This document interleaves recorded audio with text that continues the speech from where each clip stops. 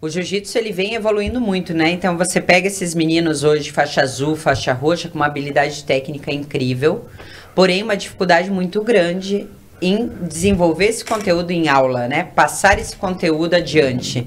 Então, aí que entra a importância do fora do tatame, né? Do desenvolvimento de oratória, de falar um outro idioma, de aprender a se comunicar melhor, né? Que nada adianta eu ter uma caixa de ferramentas imensa e não saber usar uma chave Phillips, né? Então é isso que acontece. No projeto A Casa GB, inclusive o Rodrigo, ele ministra aulas fora do tatame terças e quintas em relação a esse desenvolvimento humano, né? De como passar um conteúdo, de como terminar um final de aula, ter um discurso. Eu sempre falo para eles têm, eu faço todo final de aula, tem um discurso, né? Uma lição para levar adiante.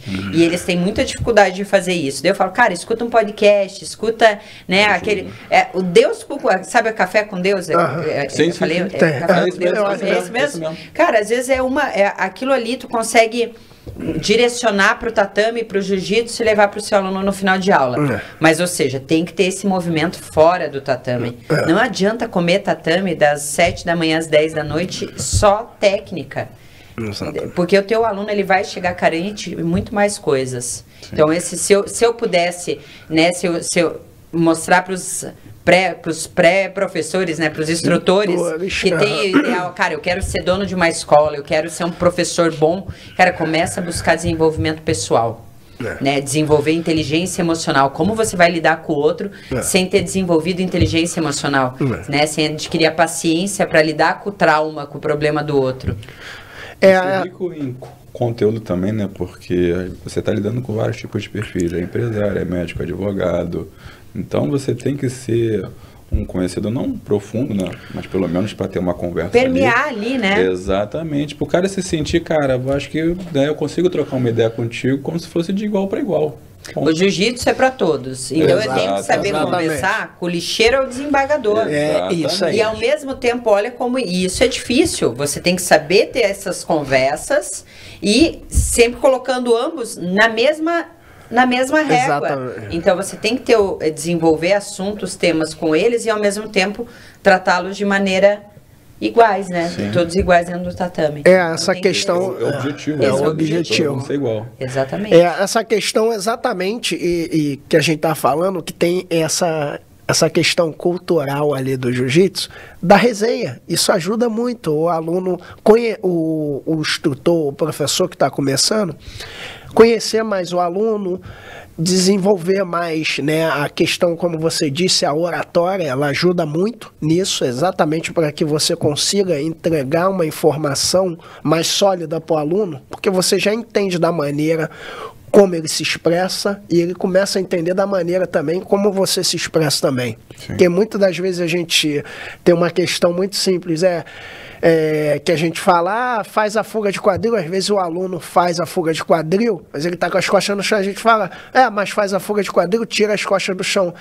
Tipo, às vezes você está falando, faz a fuga de quadril, mas você não falou para o aluno tirar as costas do solo. São questões, às vezes... Você fala uma coisa que você faz. Exato. Ele não tem ideia o que é aquele movimento. Isso. Então você precisa desenrolar esse movimento para ele ter compreensão do que você quer, né, dele. Então, para fazer isso, você tem que ter um aperfeiçoamento técnico na tua fala, na tua didática. Exatamente. E principalmente... na questão da mulher, né? Chegar, ela já se ambientou ali e às vezes o cara não chega ali, ele não tem a paciência para conversar, ele não tem a paciência para entender quais são as dificuldades dela, se ela está gostando, se ela está curtindo, qual foi o tema da aula que ela sentiu a maior dificuldade. Eu acho que essa resenha, que é cultural após o treino, busca muito essa questão do entendimento do professor, o instrutor, com a conexão com o aluno. Então, isso é importante. Eu acho que o mais importante é a gente identificar o que a gente realmente quer fazer e não confundir os setores. Porque o que acontece muito é um atleta, ele acaba se tornando professor porque quer viver jiu-jitsu, mas ele não quer viver jiu-jitsu ser professor. Ele quer viver jiu-jitsu de competição. Exato. E aí, como ele vai dar uma aula? zero qualidade. Ele entrega a comunicação, mais de 50% da nossa comunicação é corporal. Sim. Então, teu aluno sente que você não está na disposição de ensinar ele. E não é que o cara tá errado, ele só tá tendo que viver do jiu-jitsu, porque como o jiu-jitsu não é profissional, ele está tendo que dar aula para poder viver o que ele gosta, que é a competição. Exato. Então, olha como é importante a gente unir todos os setores para o crescimento do jiu-jitsu, para esse atleta continuar atleta. Sim. Quando ele resolver se aposentar, ele vai fazer outra coisa da vida dele. Porque nem todo atleta quer ser professor de jiu-jitsu. E nem todo professor de jiu-jitsu precisa ser um atleta de ponta. Essa é uma discussão que precisa ser feita. Porque eu conheço muitos professores com uma didática incrível e que participaram sim de competições, é importante ter essa vivência da competição, mas que não foram campeões mundiais, entendeu? Então a gente precisa também, olha como é importante o jiu-jitsu crescer a tal ponto que não seja o único escoamento da competição seja virar professor, porque nem todo atleta vai servir para ser professor. Sim. E aí puxa a qualidade para baixo de novo. Isso. Sim.